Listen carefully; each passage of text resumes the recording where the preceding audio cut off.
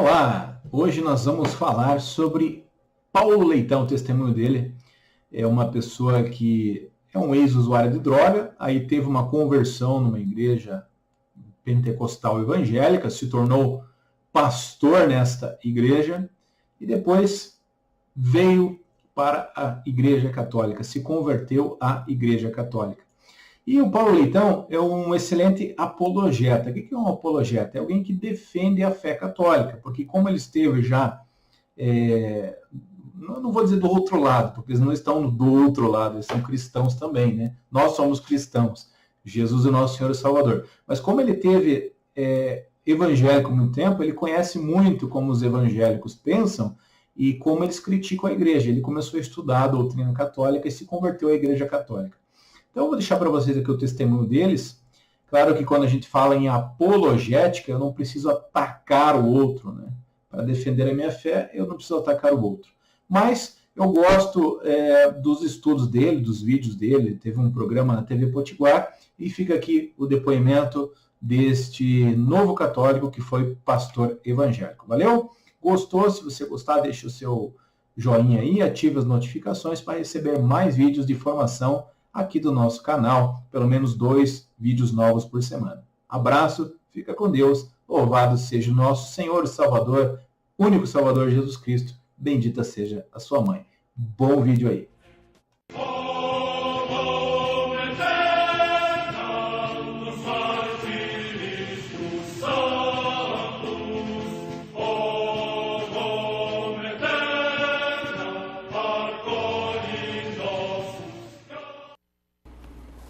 Salve Roma!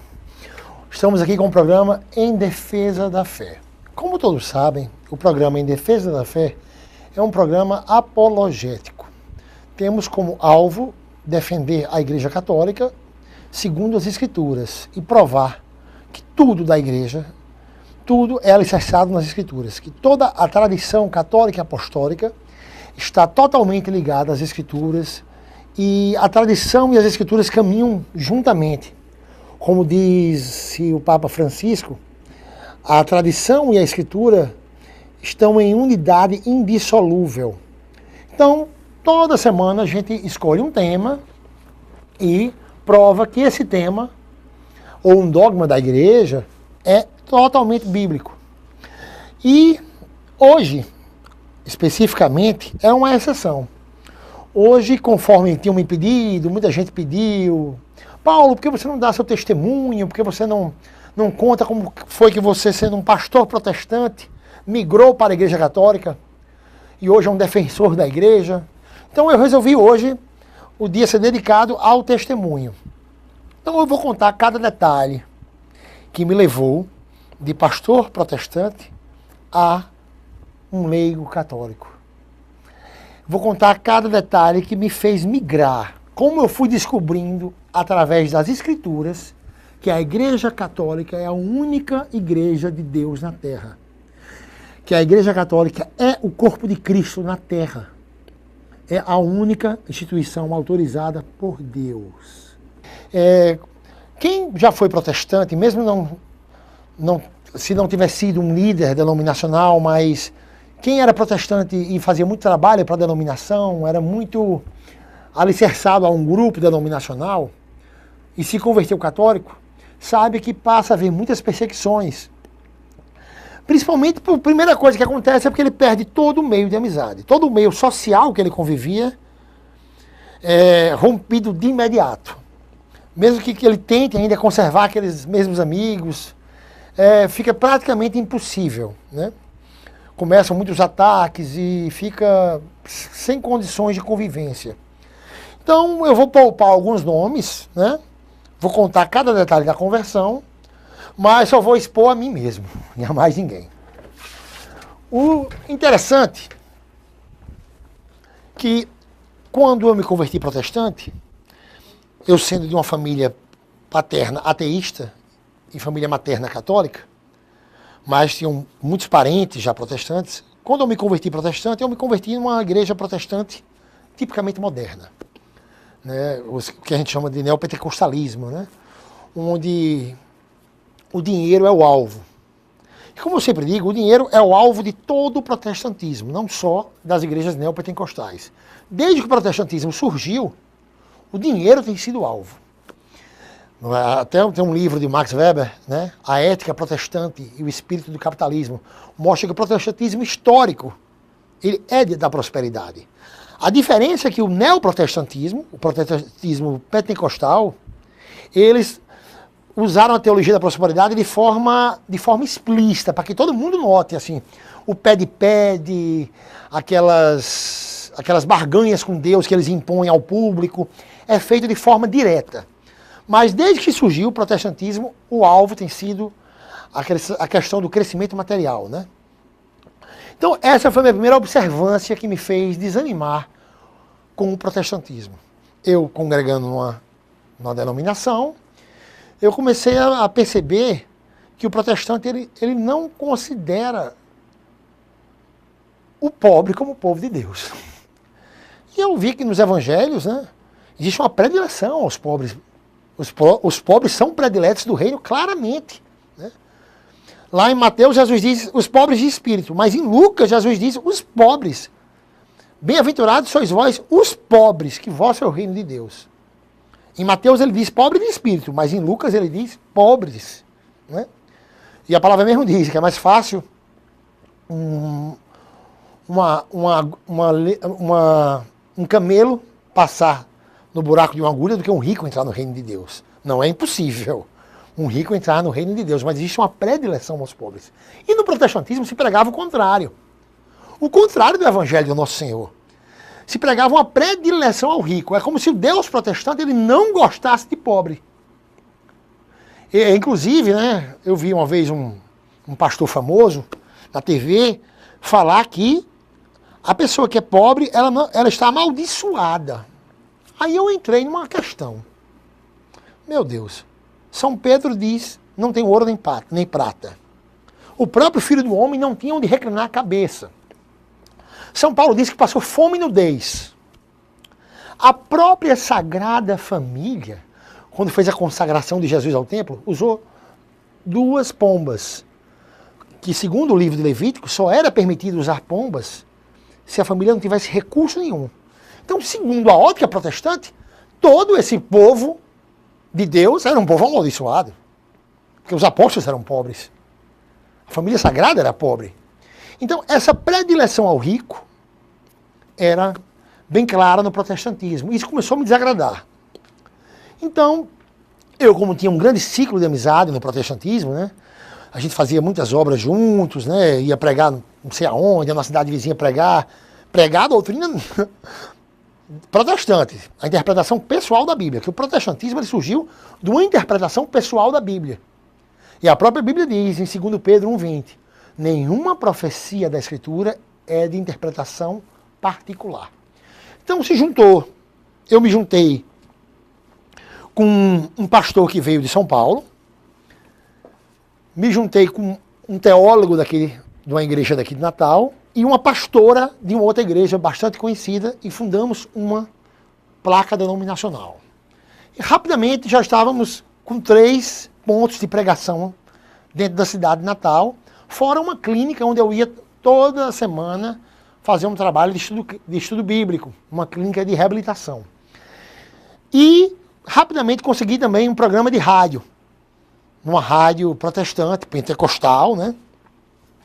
E nessa rádio já começou algumas brigas, porque eu já ia contra a teologia da prosperidade, ia contra essa barganha com Deus, ia contra o ranço que o protestante tem contra a caridade. O protestantismo ele é contra a caridade desde que surgiu, né? Daí o sola fide, que foi edificado por Lutero, onde ele disse que a fé não precisa de obras, contrário à Epístola de São Tiago, que diz que a fé sem obras é morta. Então nossa denominação ela surgiu num movimento chamado Nova Reforma. Esse movimento protestante, chamado Nova Reforma, foi capa da revista Época, em 2009. Se você colocar no Google, Nova Reforma, revista Época, você vai ver um movimento que surgiu, um protestantismo novo, diferente, mas que, por incrível que pareça, se tornou moda. Hoje, esse tipo de protestantismo se tornou uma moda grande no Brasil. Na época eu fui pioneiro na minha cidade. E os próprios protestantes eram contra esse movimento. Que a gente fazia os cultos nos auditórios ou nas próprias casas. Inclusive eles tinham esse costume de fazer o culto nas casas, mas era o ministério de células. Então era ligado à denominação. Eles diziam que estavam voltando para a era primitiva, pregando nas casas, mas aí estavam pregando a doutrina da denominação. E a gente não, a gente estava procurando fugir mais do denominacionalismo, fugir o máximo possível da doutrina protestante convencional. Então, nesse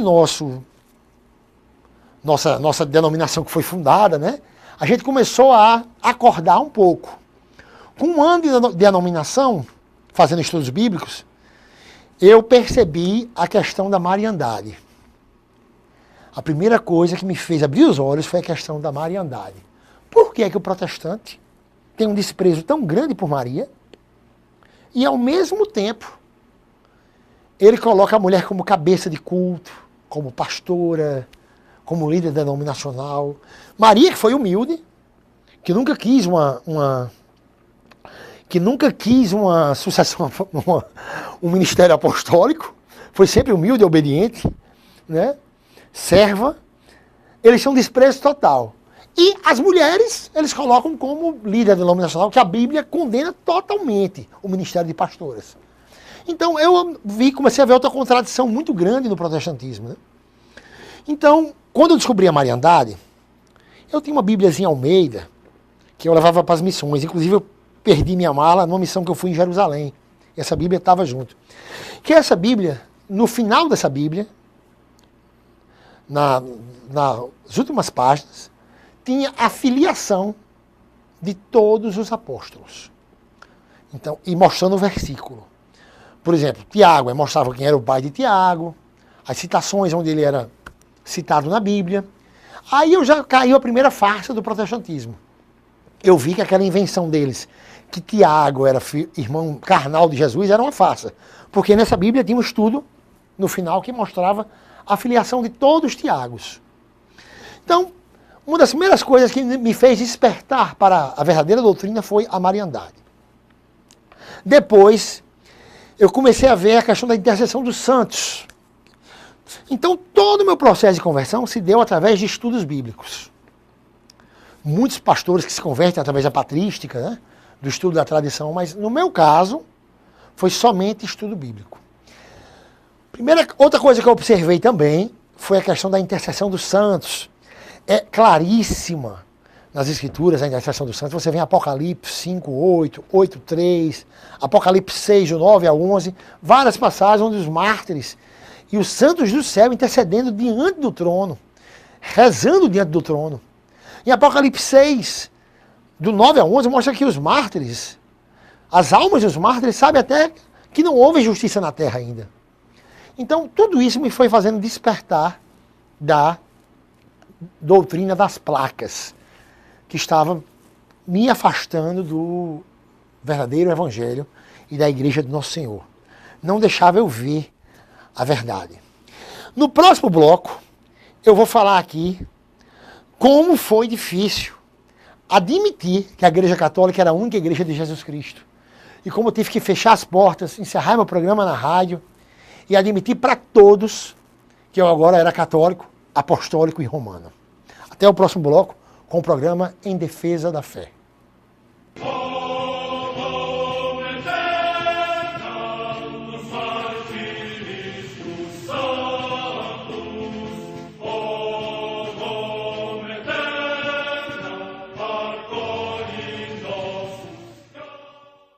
Uma escola tem que ensinar como ser. Aqui a gente não ouve falar de valores, a gente vive isso na prática. Importante essa base da escola, da minha família. O curso que eu escolher, eu sei que eu vou estar preparada. E graças ao Neves, além de eu conseguir passar, eu vou ser um bom profissional. É isso que a gente vivencia, educação com atitude. Tenho orgulho dessa escola. Aqui eu sou feliz. É completo. É o meu colégio. E pode ser o seu.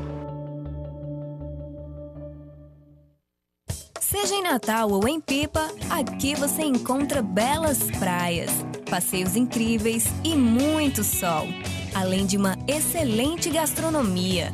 O paraíso é aqui. Venha passar momentos de intenso lazer.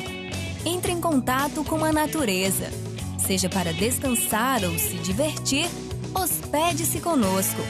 Paradise Hotéis, Natal e Pipa, 4 opções para você.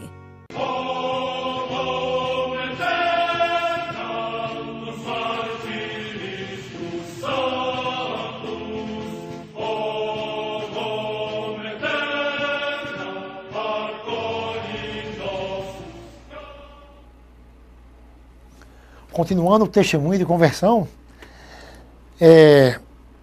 quando a gente já estava estabilizado em 3 pontos de Natal, né, esse movimento estava crescendo muito no Brasil, né? Esse movimento de um tipo de neoprotestantismo que hoje é uma grande moda. Inclusive é tão diabólico quanto os outros tipos de protestantismo, porque também tem um proselitismo, né? Uma tentativa de tirar da Igreja de Deus, né, e fazer prosélitos, né?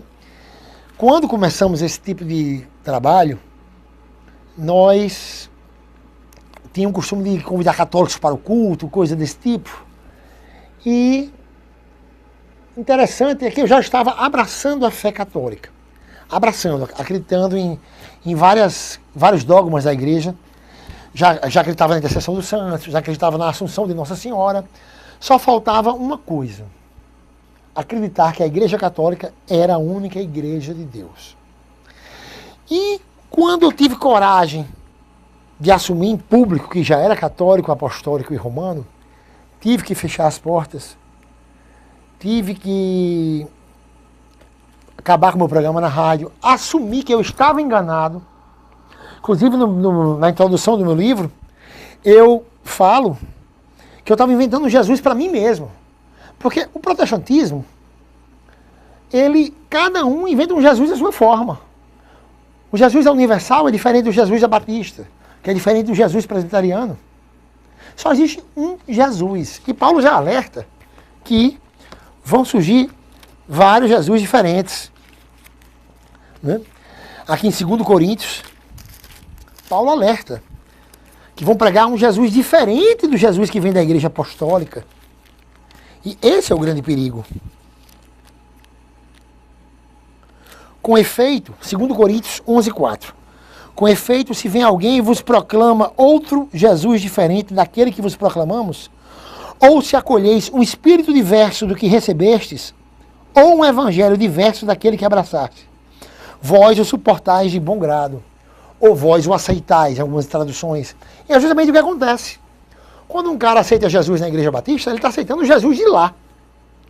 Quando ele aceita um Jesus na Assembleia de Deus, ele está aceitando um Jesus inventado pela Assembleia. Um Jesus que faz sapatear, que faz adivinhações. Então, é um Jesus para cada denominação. Então, a primeira coisa que eu vi é que todo protestantismo, ele prega uma doutrina diferente da outra. E tudo tirado da mesma Bíblia. Então, quando eu fechei as portas e me assumi católico, o inimigo jogou outra cilada para cima de mim. Foi incrível. Porque eu já aceitava todos os dogmas da igreja, quase todos os dogmas, exceto que a Igreja Católica era a única Igreja de Deus na Terra. Então, olha que cilada o inimigo me armou. Eu conheci um pessoal que se dizia católico, mas era de uma seita chamada ICAB, Igreja Católica Apostólica Brasileira, que eles ordenavam o padre em 6 meses. Tipo protestantismo, né? Que protestantismo não existe a ordenação de pastor. O pastor da Assembleia, o cara que Seymour, que um dos inventores da Assembleia de Deus nos Estados Unidos, era leigo. Né? O próprio Lutero, quem foi que ordenou Lutero? Para ele ser pastor. Então, a ordenação real que vem de Deus tem que vir da era apostólica. Né? Da igreja primitiva. Da sucessão de Pedro. O único pastoreio de Deus autorizado na terra é sobre a sucessão de Pedro. Então, essa seita chamada ICAB, Igreja Católica Apostólica Brasileira, me convidou. Eu fui numa suposta missa que eles fazem. E eles enganam muito bem, porque eles colocam a igreja com os mesmos nomes das igrejas católicas, botam imagens de santos. Então é um protestantismo disfarçado. É uma heresia disfarçada. Né? É uma divisão disfarçada de igreja. E eu quase que caio. Ainda fiquei indo, tudo, fiquei me comunicando, até que eu me aprofundei mais nas escrituras e vi que a única igreja que Deus fundou foi católica, apostólica e romana. Então, todo o ciclo de amizade que eu tinha quando eu era pastor, ele foi se fragmentando, porque quando eu rejeitava muito entrar nas redes sociais. Quando eu resolvi fazer um Facebook, vários deles me adicionaram. Mas quando via eu pregando o verdadeiro evangelho, que só há uma igreja, né, que Nossa Senhora é mãe dos cristãos, que Nossa Senhora é plenamente santa, plenamente virgem, mostrando biblicamente, eu provando a Imaculada Conceição, eles não conseguiam suportar. Eles não conseguiam suportar, então uns iam me deletando e por aí vai.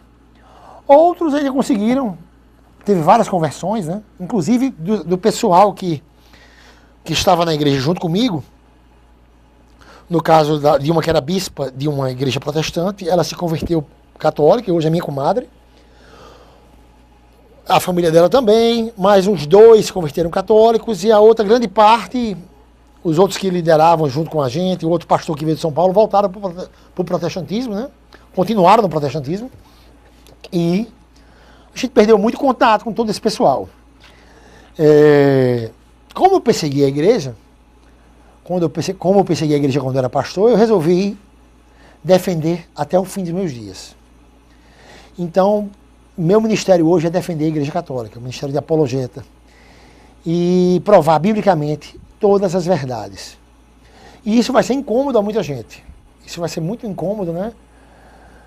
E a gente não pode se calar. Esse mês de janeiro, no final, viajei em missões. Nesse final do mês de janeiro já está agendado para 2 viagens em maio, já agendadas, e outras a confirmar. As pessoas que querem palestra ou catequese em algumas comunidades, né, liguem para o 084 9671 1616. E o livro Um Filho em Defesa da Mãe já está disponível no site da editora. E também vocês podem encontrá-lo em Natal, na Jerusalém Artigos Religiosos. Vocês encontram também na Banca do Tota, ali, Banca Cidade do Sol, perto do CCAB. Encontram outras bancas também da Afonso Pena. Em João Pessoa já está disponível em algumas lojas, em Minas também. E qualquer pessoa do Brasil pode encontrar pelo site da editora, www.martiria.com.br. Então, minha gente, esse livro defende todos os dogmas marianos. Todos os ataques protestantes são refutados nesse livro e destruídos biblicamente. Todos os ataques que foram feitos à nossa mãe, Maria Santíssima. Então, minha gente, semana que vem estarei aqui com mais um programa em defesa da fé. Eu queria avisar que a defesa da igreja não vai parar. Doa quem doer. Estamos armados, viu? Com texto e com as escrituras. Até a semana que vem com o programa Em Defesa da Fé.